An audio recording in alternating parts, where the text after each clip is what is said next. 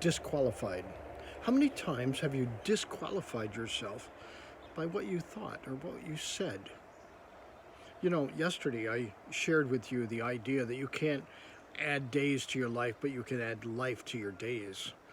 Well, it's the same kind of thing. One of the reasons we don't is because we disqualify ourselves right out of the gate. Part of it has to do with faith. Remember the story of Moses? Moses tried to disqualify himself when God called him to do something. He said, well, I'm not the guy. I don't talk right. I stutter. I have all this problem, and I can't. He was disqualifying himself. And we do the same. We forget that God is able when we're not.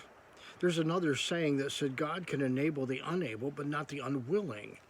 And you see, that's so important, because the question isn't whether or not you can do it, is are you willing to try? And are you willing to step into that place that, well, that maybe will take you to a new level?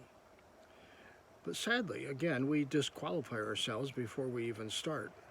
And we do that by saying, I can't, or I don't know how, or I've not been trained, or it's too much for me. All kinds of reasons.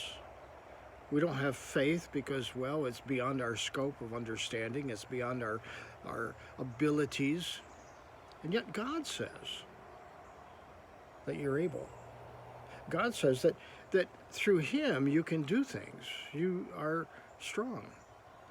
He says, be courageous and not afraid, for He walks with you. So why do we do that? Why is it often our go-to response to things? I can't. And we disqualify ourselves before we even start. I want you to think about that today, whether or not you do that and how often you do that, and start making steps to change that. Start taking steps to take risk and stepping out of your comfort zone and going above and beyond where you are in the moment. Think about that today, would you? Hey, until next time, God bless.